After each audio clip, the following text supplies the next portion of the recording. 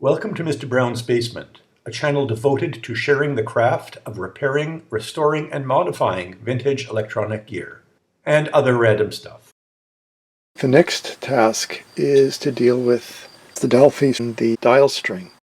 This is the dial string that I found wrapped around it. I think it's missing some springs. We'll soon find out.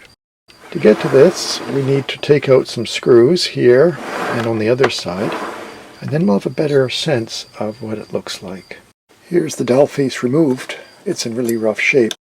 It's thinner than I thought, but that's okay. I have a solution for this. I acquired some plastic, and I'm going to replace that. One of the two dial strings was missing and has to be restrung. Fortunately, I got it with the radio. But there should be a spring that go between the ends, and I don't have that spring. I might have a spring that does the trick. It just has to keep good tension on the string, and then I can slip on the dial pointer, which is in a bag here so it doesn't get damaged. I have two different bulbs that I can try to see which give the most attractive appearance. I have these, which are like Christmas tree bulbs, C7, and I also have these. And these are going to be more diffused. I don't know about the relative brightness though. We're going to have to try that out. I ordered about a dozen pieces of plastic like this. I believe they're 10 by 2 inches. And this is translucent, I think it's lucite. You can see it's not completely translucent, but it will do. I can score it and snap it to get the right length, and probably hold it in with screws. I don't know why they did this, but it might have been easier for production. But it's not going to be easier for me. No, I have no idea why they did it that way. And if it goes a little bit lower, there's a lip here. If it goes a little bit lower, it won't hurt. Well, that's not true. The pointer rides on the bottom rail, which means nothing can be on the other side of it. I will have to cut it much closer to the original size, otherwise it risks interfering with the dial string or the pointer. I drilled out the rivets on the frame. You can see the unaged color of the plastic. It looked really good when it was new. It will look really good when it's newer. I cut it to 1 5/8 by 8 with a jigsaw. Measure twice, cut once. Well, you can never predict before you start. I had to shorten this screw because it interfered with this switch behind it. And I had to remove this screw entirely. It's not really needed, but I liked it there because it interferes with the dial string. The dial string is a little unusual. It goes on the same pulley as the other dial string, and it goes behind this, around this one, and one below it, right there, across, and there are a couple of pulleys there and there. So yeah, that's an hour. Next thing is to choose which bulb looks best with this plastic. First there's the diffused one. I like that. Now I'm going to try the C7. It barely fits. Oh. It's hard to see from the camera, but it's actually quite a bit dimmer and warmer. Oh my goodness, hard decision. I like the warmth. I thought I'd like the more diffused one, but I'm liking the warmth. It's hard to say what the original one was like. I think I'm going to go with the C6, and if I end up not liking it, I can always replace it. It's more diffused than it looks like on the camera. To align, I'm going to use this frequency generator. Right now it's just putting out a sine-ish wave. Not quite sine, almost sine wave. And it's at 460 kilohertz. This radio has a 460 kilohertz IF, not the 455 that the American version used.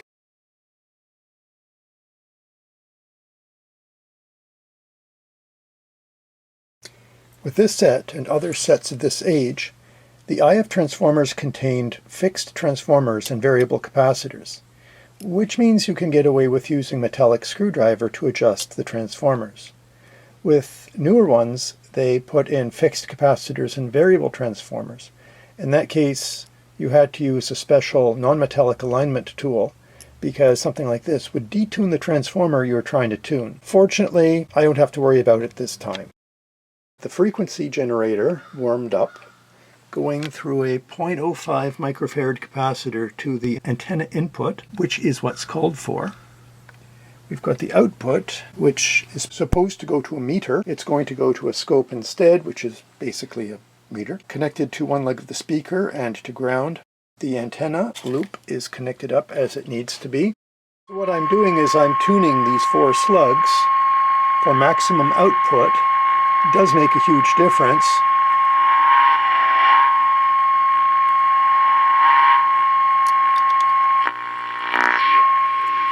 See, I can lose it completely. Want it at maximum.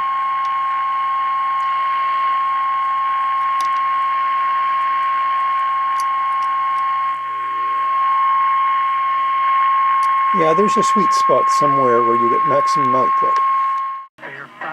It's very sensitive, but the sound, especially when I turn it up, is lousy. Which is probably the tears in the speaker, or perhaps there's more damage that I can't see to the speaker. I'm going to connect up this other speaker in parallel. Not totally a great idea. It'll give me a sense of whether it's the speaker that's bad or whether there's more going on that I'm not aware of. With the second speaker connected in parallel, the sound still isn't great. I'm going to go ahead and do the patching and come back to it if the problem remains. All these edges vibrating independently, we get all kinds of nasty sounds. So that all has to be patched to the extent possible. If this was just a regular permanent magnet speaker, it would be really easy to replace. But since there is a field coil on the back of it, which forms part of the power supply, I can't just pull out the speaker and put in another one. That's the problem. There's a huge electromagnet rather than a permanent magnet, an Alnico magnet. But that's the beast over there that's making it hard to replace. For the speaker, I'm going to take a piece of this towel and split it into its plies. And then I soak it as much as I can, saturate it with white glue, and then place it onto the speaker cone and try and get it as flat as possible with no rough edges. The patches are on and drying, but they'll have to dry overnight. Unfortunately, there's no way I can get in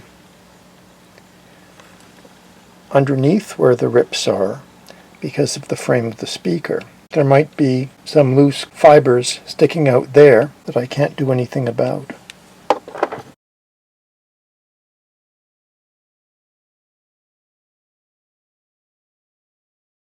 But now I've got motorboating when I leave strong stations, which may be AVC misbehaving.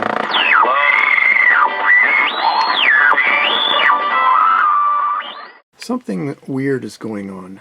I've been checking the voltages. The voltage across that 120k resistor should be 7 volts. It's not. It's about 25.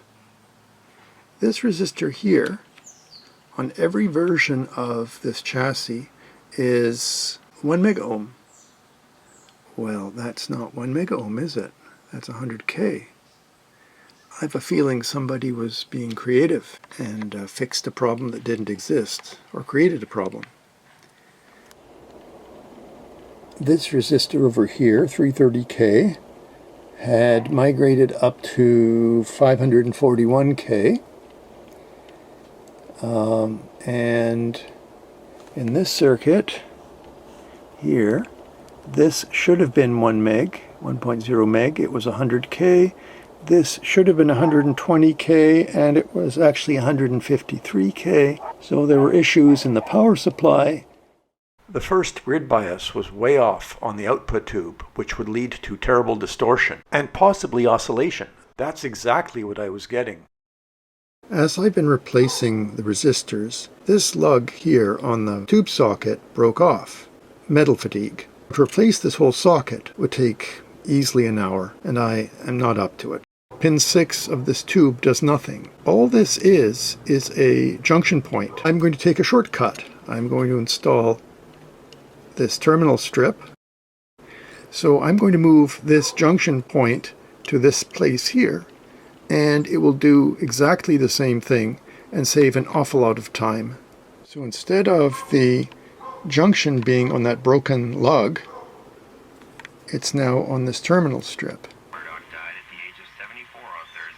The reception is half decent now that the resistors have been replaced. I'll probably have to retune it once the antenna has been put into the cabinet, but I think that those resistors have made all the difference in the world. And I still don't know why anybody would put a 100K resistor in place of a 1 meg resistor. I'm going to need a piece of sheet metal to cover up the bottom. If you recall at the beginning of the video, there was an asbestos sheet that kept the heat away from the wood base that might come from the bottom of the chassis, especially if something went terribly wrong. I don't do asbestos. I much prefer sheet metal. Tomorrow I'll have to go and buy a piece. I've made a heat shield that will replace the asbestos sheet that formerly was underneath the chassis. I still have to drill it and prepare it. But that's pretty well all I'm going to do with the chassis. The next will be the cabinet. There isn't really much I don't have to deal with. I should repaint it in this dark coffee brown. If I repaint it, I will lose the decals. They will have to be reapplied. This paper finish, some people would repair it, but I don't think it's worth it. This dial face has to be replaced. The speaker cloth is stretched. It's going to get replaced. And other minor repairs to the cabinet. This radio has seen a lot of change in the last 2 videos, inside and out. This has been a huge transformation for this chassis so far. There's still a lot of work to do to make it a working and presentable radio phonograph. I hope you've enjoyed this series from Mr. Brown's Basement, and I hope you will join me for the rest, the cabinet and of course the record player itself. Please like and subscribe to be notified when the next video comes out. Thank you for watching, and I hope you'll join me again.